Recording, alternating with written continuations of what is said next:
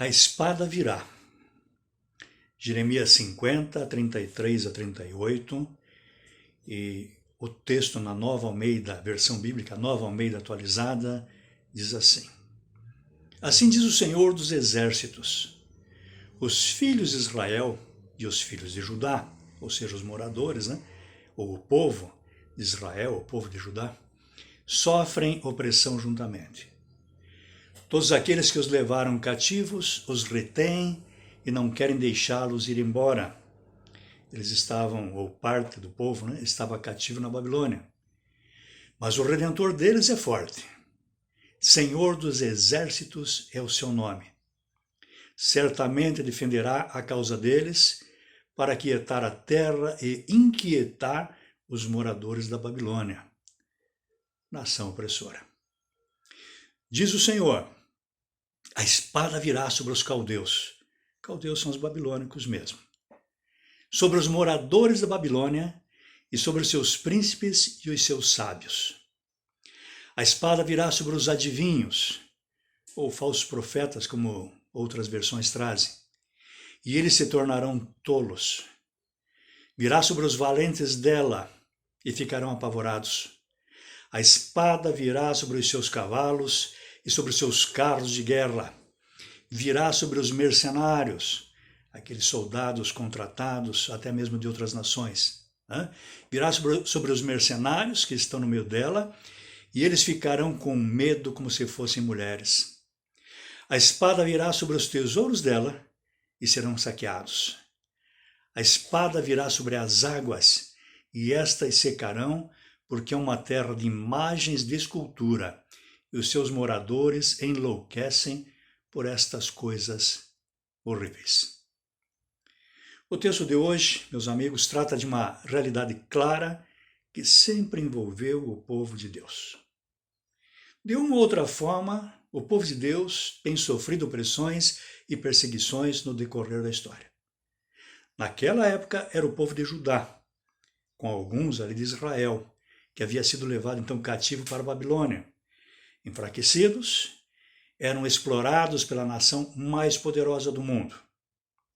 Atualmente são perseguições veladas ou diretas, com agressões físicas, econômicas ou psicológicas àqueles que procuram viver de acordo com a sua fé no Deus que a Bíblia revela, o Redentor do seu povo. Perseguições e opressões contra cristãos ocorrem no mundo todo. Desde o início, essas perseguições nunca pararam. O autor, depois de uma introdução mostrando a situação de opressão por parte da poderosíssima Babilônia contra o povo de Deus, relembrando os cativos que seu Salvador é forte e que agirá em favor deles na hora certa, descreve aqui em forma poética como é que ocorrerá o livramento. Para anunciar o que aconteceria, ele utiliza 6 vezes a palavra hebraica herev, que literalmente significa espada, faca ou punhal. Ele utiliza esta figura para mostrar que a justiça será feita. A espada de Deus virá sobre os opressores.